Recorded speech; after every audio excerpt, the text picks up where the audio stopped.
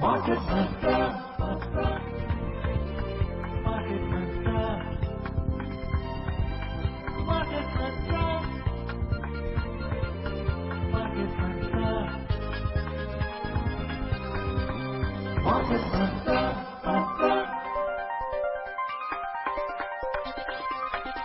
Market Mantra. Namaskar and welcome to yet another edition of Market Mantra, in which we give you a complete update on the economic news of the day. And friends, today being Saturday, we shall also be taking calls from you, our listeners, on any queries that you may have on business, economic and stock market matters. But please do remember that we do not address stock or company specific queries.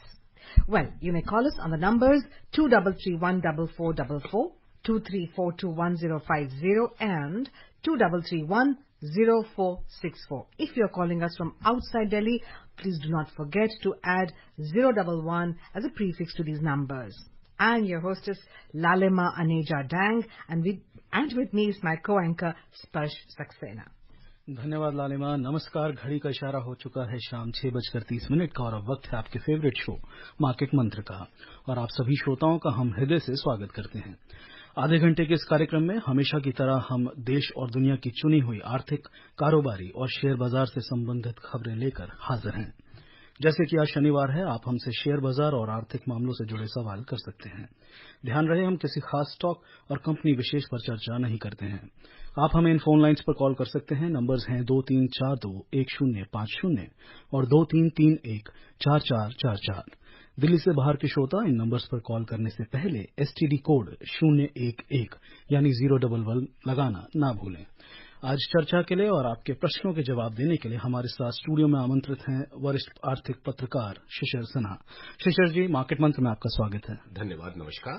और सबसे पहले अंग्रेजी में headlines के साथ हैं लालिमा अनेजा डांग। Thank you, Sparsh. Yes, friends, let's begin with the headlines. In the week, BSE Sensex surged 1,653 points. Nifty 50 added 1.7%. US stocks closes unchanged but manages to secure weekly gains of 1%. And oil prices settle lower.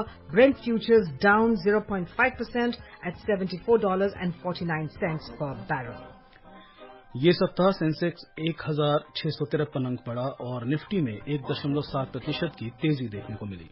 अमेरिकी बाजार बिना किसी बदलाव के बंद हुए। साप्ताहिक स्तर पर 1% की बढ़ोतरी और कच्चे तेल की कीमतों में गिरावट। ब्रेंट का वायदा मूल्य 0.5% की कमजोरी के साथ $74.49 प्रति बैरल पर रहा।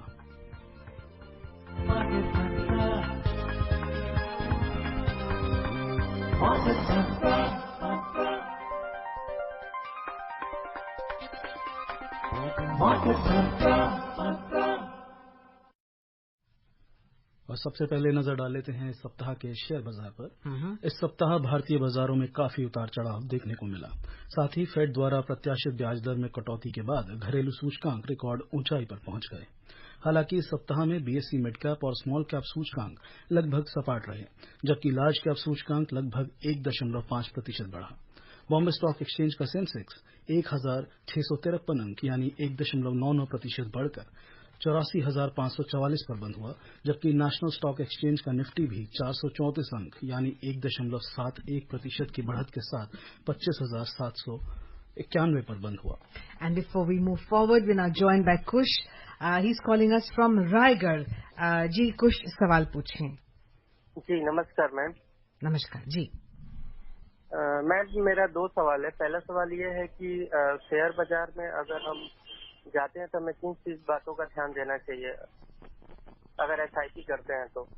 और दूसरा मेरा सवाल ये है कि जो कल के दिन में जो शेयर इतना चढ़ा है उसके पीछे रीजन क्या है? ओके कुछ जी, देखिए शेयर बाजार में SIP जो है वो मूल रूप से सेकेंडरी मार्केट में अभी उसकी चर्चा चल रही है, लेकिन मुझे लगता है कि आप SIP जो कहना चाहते हैं वो म्यूचुअल फंड के जरिए है और वो बहुत ही अच्छा है। और देखिए SIP में तो एक बड़ी जो है कहें कि एक घटनाक्रम भी यहाँ पे महत्वपूर्ण है कि पहले होता था कि 500 रुपए कम से कम होते थे, अब वो 300 रुपए और अब 100 रुपए के भी SIPs आप कर सकते हैं। तो ये एक बहुत ही अच्छी चीज है और खासतौर पे जो लोग शेयर बाजार को नहीं समझ पाते हैं या शेयर बाजार को की भाषा को या शेयर बाजार के चाल को समझना जिनके लिए मुश्किल है, उनके लिए म्यूचुअल फंड में एसआईपी का रास्ता एक बेहतर है। हाँ, अगर आप शेयर बाजार में सीधे सीधे जाना चाहते हैं तो जो टॉप कंपनीज हैं, जो जिसे कहते हैं कि चुनिंदा शेयर जो है उनमें लगाएं और छोटे छोटे खरीदारी करें। एक बार में सारे पैसे लगाने की जरूरत नहीं, छोटे छोटे खरीदारी करें। जब बाजार में गिरावट हो तो आपके लिए बेहतर है। आपका दूसरा सवाल था कि शुक्रवार को शेयर बाजार में क्यों बढ़ोतरी देखने को मिली। तो देखिए, बहुत सीधी सी वजह है। अमेरिकी फेडरल रिजर्व ने जो आधे फीसदी की ब्याज दर घटाई है, उसका असर ये हुआ है कि भारी संख्या में विदेशी निवेशक जो हैं वो यहां पर पैसे लगा रहे हैं। और एक बात और कुछ भाई यहां बताना चाहेंगे कि शेयर बाजार और ब्याज दर में हमेशा जो है वो उल्टे का रिश्ता होता है। अगर ब्याज दरें घटती हैं तो वो शेयर बाजार के लिए अच्छी खबर है, और शेयर बाजार अगर ब्याज दरें बढ़ती हैं तो वो शेयर बाजार के लिए बुरी खबर है। जी, और शेखपुरी से हमारे साथ संदीप जुड़ चुके हैं। संदीप जी, स्वागत है आपका मार्केट मंत्र में। सवाल पूछिए अपना। धन्यवाद सर, सभी को मेरा नमस्कार। जी नमस्कार। सर, मैं एक एज ए स्टूडेंट भी हूँ, लेकिन वर्किंग भी कह सकता हूँ मैं। तो अगर मैं बिल्कुल नया हूँ स्टॉक मार्केट के लिए, तो मुझे किस प्रकार के स्टॉक्स में या म्यूचुअल फंड्स में इन्वेस्ट करना चाहिए? मैं किसी कंपनी विशेष के लिए नहीं पूछूंगा, एक जनरली आप मुझे कुछ अगर ओवरव्यू दे सकते हैं तो ये मेरे लिए बहुत हेल्पफुल होगा। चूंकि संदीप आपने कहा कि आप एक विद्यार्थी भी हैं और आप वर्किंग भी हैं, तो आपकी आवाज और आपके जो प्रोफाइल जो आपने बताया उससे अंदाजा लगा सकता हूं कि आप 30 वर्ष की उम्र या उससे नीचे के हैं। ऐसे में आपके लिए बेहतर है कि जो आप एसआईपी आप लेते हैं जो लार्ज कैप से जुड़े हुए हो या डाइवर्सिफाइड हो, यानी कि अलग अलग क्षेत्रों के शेयरों में जो पैसा लगा रहे हैं फंड, उनमें लगाएं। और कुछ पैसा अगर आपके पास थोड़ा अतिरिक्त है तो 2 एसआईपी कर लीजिए। एक एसआईपी रखने की कोई जरूरत नहीं होती, आप 2 भी रखते हैं, 3 भी रखते हैं तो वो काफी अच्छा है। और दूसरा एसआईपी जो है वो आप डेट फंड या फिर जिसको कहते हैं बैलेंस फंड है उसमें लगा सकते हैं। वैसे रविवार के दिन धीरेन्द्र आते हैं म्यूचुअल फंड पे, आपको और विस्तार से जानकारी दे सकते हैं। तो मेरी आपसे गुजारिश होगी कि रविवार को भी आप जुड़े और धीरेन्द्र से ये म्यूचुअल फंड का सवाल पूछेंगे तो आपको और खास जानकारी वो दे पाएंगे। जी, शिशिर जी, जैसा कि हम देख रहे हैं बाजार लगभग 26,000 के आसपास पहुंच चुका है निफ्टी की अगर हम बात करें, और साथ ही देखें सेक्टर स्पेसिफिक अगर बात करें तो निफ्टी ऑटो अगर हम देख रहे हैं तो काफी अच्छा रनअप दे चुका है। बट क्या अब आगे भी उसमें संभावनाएं बाकी हैं? देखिए, यही सबसे बड़ी बात होती है कि जब बाजार चढ़ रहा होता है तो अगला सवाल ये आता है कि और कितना ऊंचा जाएगा। और ऊंचाई की कोई सीमा नहीं होती है और गिरने की भी कोई सीमा नहीं होती है। तो ऊंचाई और गिरावट के बारे में ये जब प्रश्न पूछा है तो सबसे मुश्किल काम होता है। लेकिन हाँ, हम इतना जरूर कह सकते हैं कि अभी कई तरह की सकारात्मक खबरें हैं, कई तरह की पॉजिटिव न्यूज है मॉनेटरी और फिस्कल फ्रंट पे। लेकिन जियो पॉलिटिकल सिचुएशन बहुत अच्छी नहीं है, वहां पर हमें कई तरह के तनाव और कई तरह की परिस्थितियां देखने को मिल रही हैं। तो एक मिश्रित सा माहौल है। तो ऐसे में मेरी आपसे यही जो आपके अगर सवाल का मैं बहुत संक्षिप्त में कहूं तो इतना ही कह सकता हूं कि बाजार में अभी तेजी बनी रह सकती है। जी। All right, we're now joined by Mr. N.R. Prasad. He's a regular caller, listener and caller, and he's calling us all the way from Bangalore. Yes, Mr. Prasad, namaskar and welcome to Market Mantra, and please ask a question. Hi, good evening, Market Mantra. This is N.R. Prasad from Bangalore. Good evening, Lalima. Good evening, Sparsh. Good evening. Good evening. Mr. Sinha, there's 2 questions. Yeah. See, generally I analyze the company before investment. I just want to know what is the correlation between the market cap of that company versus, now, for example, the Sensex is at 84,544. Market cap versus this Sensex numbers. This is the relationship I just want to know. My second question is this geopolitical problem, again, the latest at the Middle East between Israel and the other countries. Would it impact the coming week? Thank you. These are my 2 questions. Okay. When you talk about market capitalization versus Sensex, so normally when you see the market capitalization number, it is for the entire market. And when you say Sensex, it is related with the 30 scripts.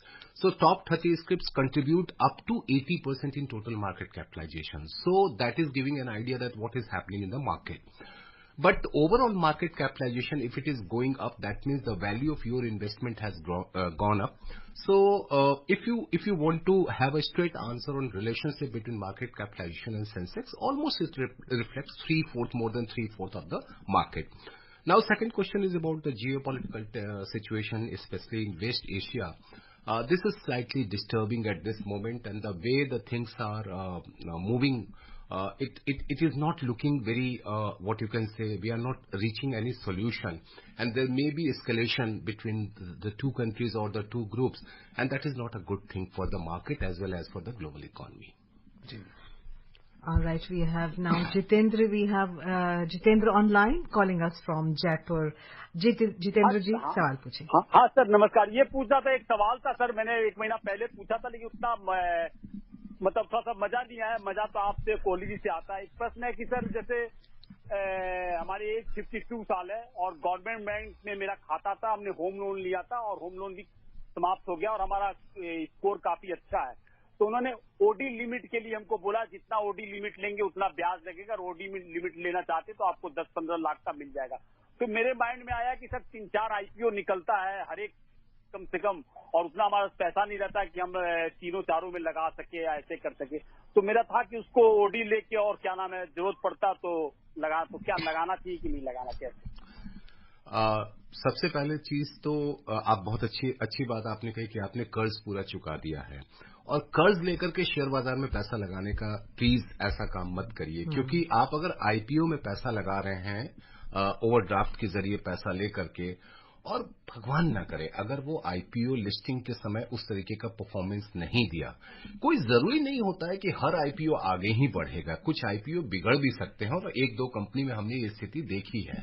तो मेरी आपसे ये गुजारिश होगी कि IPO के लिए अगर लगाना हो तो जो आपके पास सरप्लस है, क्योंकि आपने खुद ही बताया कि आपका पूरा का पूरा लोन रिपे हो चुका है, तो इसका मतलब है कि आपके पास जो आमदनी है, और मुझे लगता है आपकी उम्र 52 वर्ष, जैसा आपने खुद कहा, और वैसे उम्र और वेतन की चर्चा नहीं की जानी चाहिए, सही बात।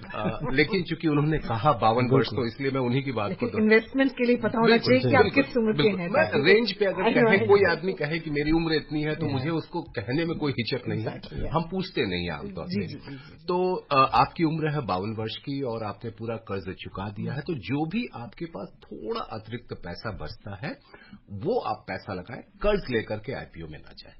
जी, और अब रुख करते हैं हम कोलकाता की ओर। कोलकाता से हमारे साथ जुड़े हैं अतानु साहा। अतानु जी, स्वागत है आपका मार्केट मंत्र में, सवाल पूछिए अपना। हाँ, नमस्कार सर, मैं आज हिंदी में बोल रहा हूँ जी sir.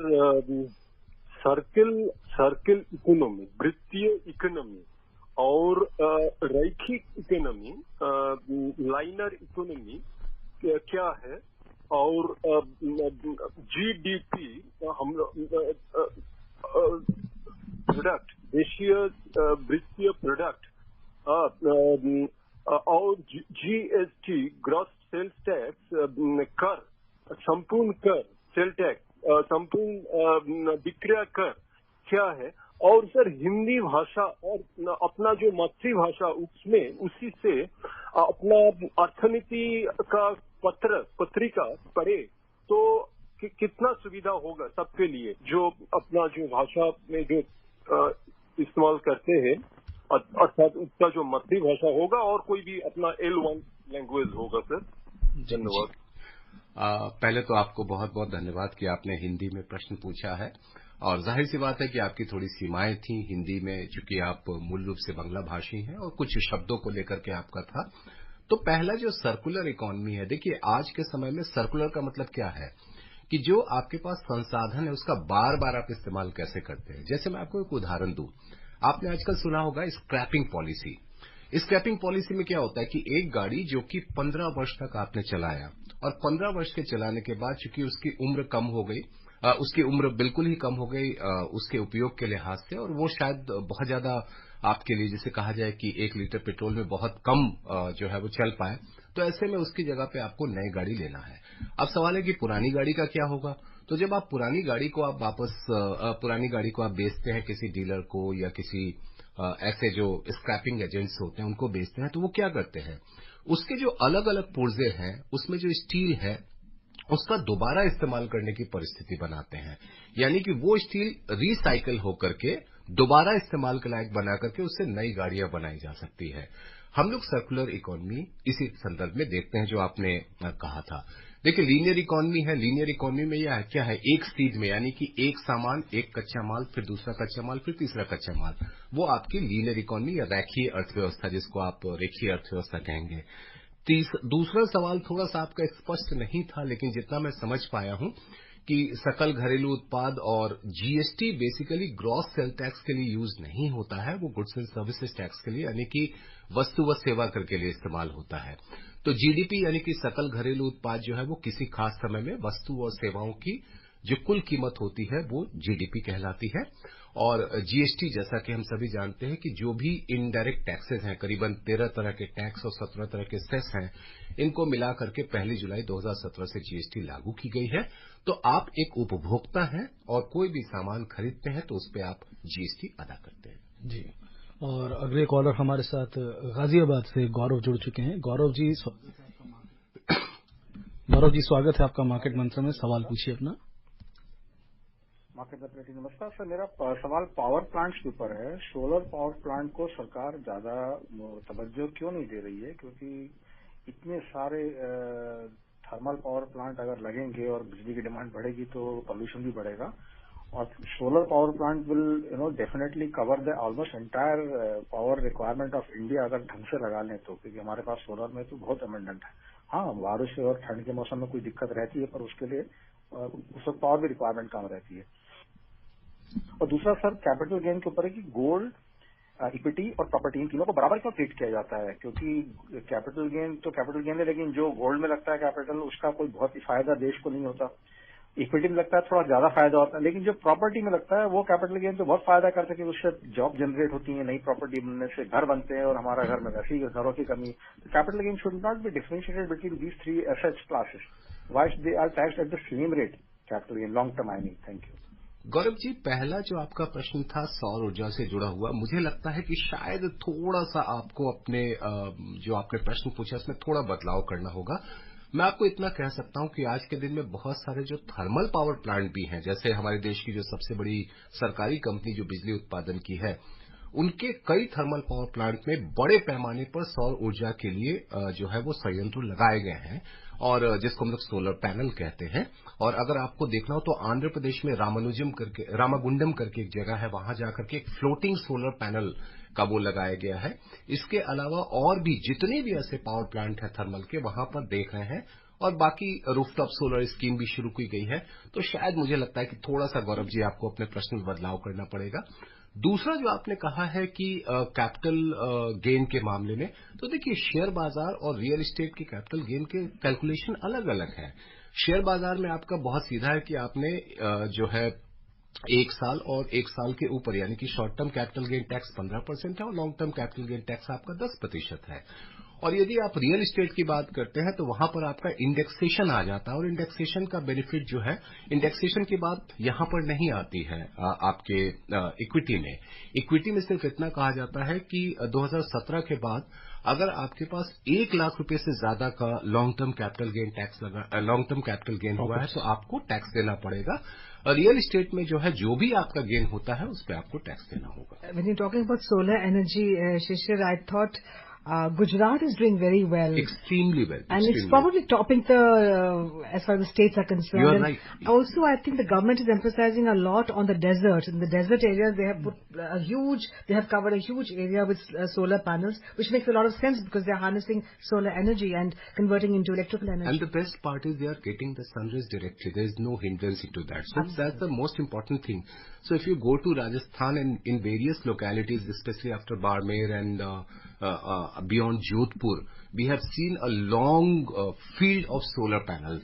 So I think we need to, just think about that, how this is improving. Of course, it is not that it has gone into a big way or it is going to replace the thermal power. Thermal power will be there, but solar power story is going on. And we are manufacturing solar cells, finally, which we have to import from China. But at a very small quantity at this moment. Still. Yeah, it's not that.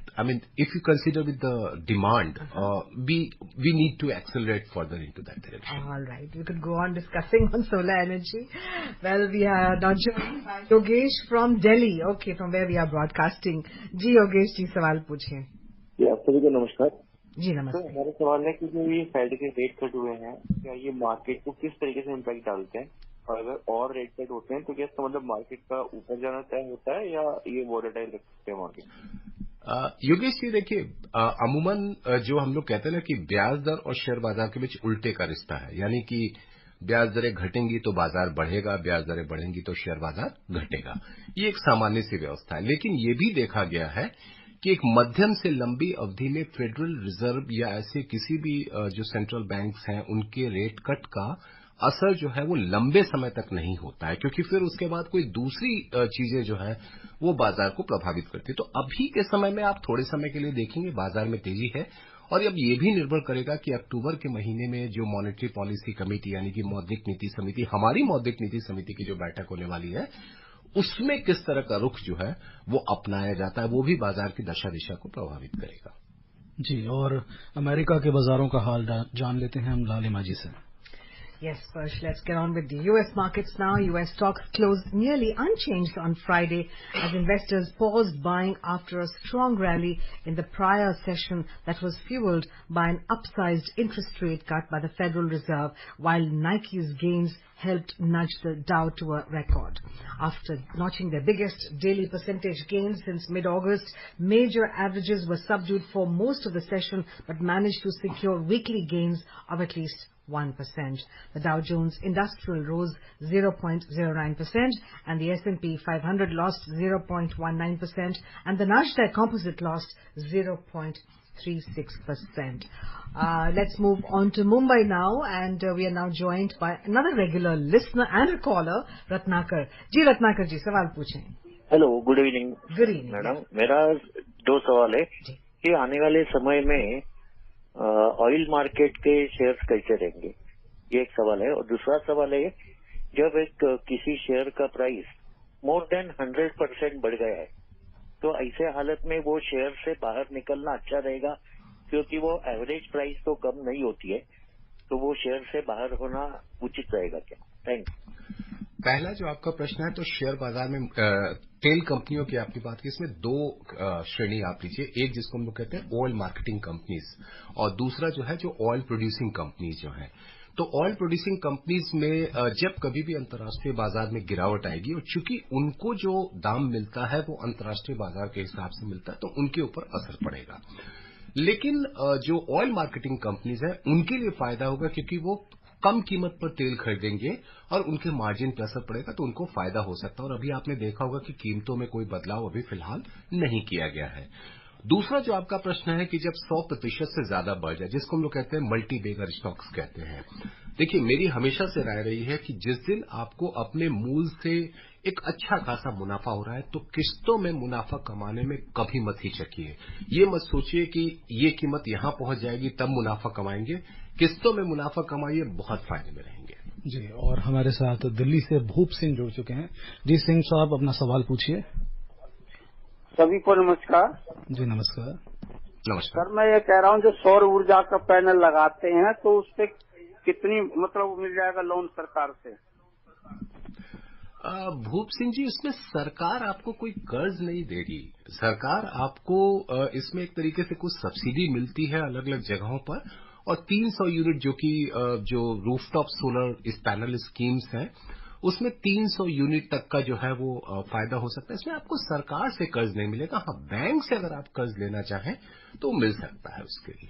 जी, और शिशिर जी, कई बार ये देखा गया है जब लोगों को gains हो रहे होते हैं, तो नॉट इन ट्रेडिंग बट लेकिन नॉर्मली भी जब हमने देखा है, तो कई दफा उनको ऑर्डर्स एग्जीक्यूट करने में समस्या आ रही होती है। तो उस समय में क्या करें? चाहे वो टी पिन डालना होता है, उस समय में सीडीएसएल द्वारा शायद कुछ ग्लिचेस आ रहे हो, या मे बी ब्रोकर के द्वारा कुछ ग्लिच आया जब आप सेल नहीं कर पा रहे, तो उस समय में आप क्या कर सकते हैं, या उसकी कहीं कंप्लेंट कर सकते हैं? किस तरीके से हो सकता है? देखिए, अगर आपने ऑर्डर प्लेस किया और उसको कंप्लीट नहीं कर पाए, तो 2 ही बात हो सकती है कि आपका ऑर्डर पहले लेवल पे गया, दूसरे लेवल पे नहीं गया जब आप टी पिन डाल रहे हैं। तो आपका जब दिन के सेटलमेंट में आपके पास आया कि आपने ऑर्डर प्लेस किया था लेकिन वो सेटल नहीं हुआ है, तो आप उसकी शिकायत कर सकते हैं। और उसके लिए बाकायदा जो है वो grievances redressal system stock exchanges का भी होता है, सीएसटीएल का भी, सीडीएसएल का भी और एनएसटीएल का भी है, तो उसमें कोई प्रॉब्लम की बात नहीं है। तो मुझे एक बार फिर कहना है कि मुनाफा कमाने के मामले में हम लोग बहुत कंजर्वेटिव हो जाते हैं। कंजर्वेटिव इस सेंस में होते हैं कि अभी नहीं कमाएंगे, और बढ़ जाएगा तब कमाएंगे। ये जो और है ना, इसकी कोई सीमा नहीं है। प्लीज रोटी खाते हैं उसकी सीमा तय करते हैं, तो मुनाफे को भी एक सीमा में रखिए, आप हमेशा फायदे में रहेंगे। दूसरा, जो हमेशा हम कहते हैं, किस्तों में मुनाफा कमाइए, फायदे में रहेंगे। जी। और गाजियाबाद से हमारे साथ संजीव जुड़ चुके हैं। संजीव जी, स्वागत है आपका मार्केट मंत्र में। सवाल पूछें अपना। जी नमस्कार सर। जी नमस्कार सर, मेरे छोटे छोटे दो सवाल हैं। एक तो ये कि जो यूएस फेड ने जो इंटरेस्ट रेट कट किए, क्या वो प्रेशर में किए हैं? क्योंकि यूरोप ने रेट कट किए 60 बेसिस पॉइंट, यूएस ने कर दिया, लेकिन बैंक ऑफ इंग्लैंड ने नहीं किया, जबकि सभी की जो कंडीशन है वो सिमिलर है, कॉन्ट्रैक्शन में है उनका ग्रोथ। जी सर। ओके, इन्होंने कहा दो प्रश्न है, लेकिन चलिए एक ही प्रश्न है। देखिए, अमेरिका की जो परिस्थितियां हैं वो दुनिया के कई देशों से बहुत ही अलग है, और आप सभी जानते हैं कि अमेरिका दुनिया का सबसे बड़ा, अगर मैं जीडीपी यानी कि सकल घरेलू उत्पाद के लिहाज से देखूं, तो वो दुनिया का सबसे बड़ा देश है। तो वहां की परिस्थितियां, वहां पे यदि बेरोजगारी के आंकड़े बढ़ जाते हैं, महंगाई दर में कमी आती है, तो एक मौका बनता है कि आप इसको ब्याज दरों में कटौती करें। अब बैंक ऑफ इंग्लैंड की परिस्थिति और अमेरिका की परिस्थिति में काफी अंतर है। Right. Let's connect to Jagmal Singh calling us from Delhi. हाँ जी, जय सिया राम। सर मेरा ये है कि जो इंडेक्सेशन के बारे में इस बार बजट में बड़ा कंफ्यूजिंग हुआ है, तो मैं ये जानना चाहूँ जो नैस्डैक में मतलब बाहर इसमें नैस्डैक 100 में लगाते हैं, तो 31 मार्च 2023 से पहले के जो है, पिछले बार तो ग्रैंडफादर्ड कर दिया था, उससे पहले इंडेक्सेशन मिलेगा और पिछले बार, और लेकिन इस बार के बाद क्लियर नहीं है अभी क्या है इंडेक्सेशन की पोजीशन उसकी। जगमाल सिंह, शायद आप ये देख रहे हैं कि जो इस वर्ष के उसमें बजट में घोषणा की गई वो रियल एस्टेट से जुड़ा हुआ है। रियल एस्टेट में इंडेक्सेशन का, जो इक्विटी मार्केट का इंडेक्सेशन का मामला है, वो पहले ही स्पष्ट किया जा चुका है। तो ये दो अलग अलग चीजें हैं, और जहां तक सवाल है कि आप नैस्डैक में या कहीं पे भी और आपने निवेश कर रखा है, उसका कैसे निपटारा होगा, तो उसकी पूरी प्रक्रिया होती है, और उसमें जो पूंजीगत लाभ होता है उस पर आपको टैक्स देना पड़ेगा।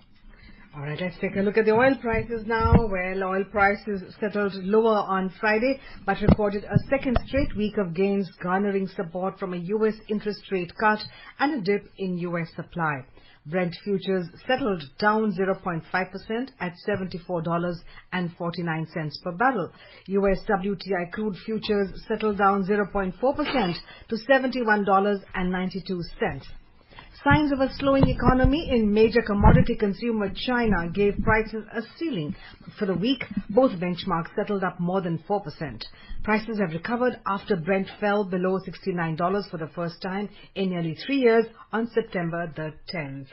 What do you make of this story, Shishir? Of course, the crude prices will be affected by the Western economy, West Asia development. So there will be some pressure on the oil prices.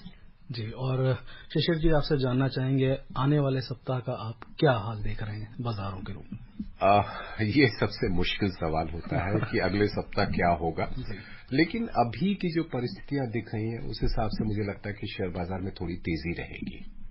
जी, और कौन से sectors आप देख रहे हैं कि इस समय में अगर मैं फाइनेंशियल सर्विसेज को देखूं और आईटी स्टॉक्स देखूं, ये मुझे इन दोनों में बेहतर संभावनाएं दिख रही हैं। जी, और फार्मा को लेकर के देखिए, फार्मा हमेशा ऑल टाइम हिट है। जब बीमारियां बढ़ेंगी, दवा कंपनियों की चांदी होती है। ये एक बड़ा आयरनी है, विडंबना है, लेकिन बीमारी बढ़ने के लिए दवा कंपनियों के लिए बाँछें खिल जाती है। अब माफ कीजिएगा, मैं किसी दवा कंपनी का नाम नहीं ले रहा हूँ, लेकिन मैं एक स्टॉक के लिहाज से कह रहा हूँ कि बीमारी इस समय काफी बढ़ रही है। अच्छी खबर नहीं है, लेकिन दवा तो आपने खरीदनी ही है। शिशिर जी, कार्यक्रम में जुड़ने के लिए आपका बहुत बहुत धन्यवाद, और श्रोताओं आज की चर्चा को यहीं विराम देते हैं, और अंत में अंग्रेजी में हेडलाइंस के साथ एक बार फिर लालिमा अनीजा डांग। Thank you, Sparsh. Yes, the headlines again. In the week, BSE Sensex surged 1,653 points. Nifty 50 added 1.7%. U.S. stocks closed unchanged but managed to secure weekly gains of 1%. And while prices settle lower, Brent futures down 0.5% at $74.49 per barrel. Well, that's all we have for you in this edition of Market Mantra. This is myself, Lalima Aneja Dang, and my co-anchor Sparsh Saxena signing off. Namaskar. Namaskar. Market Mantra.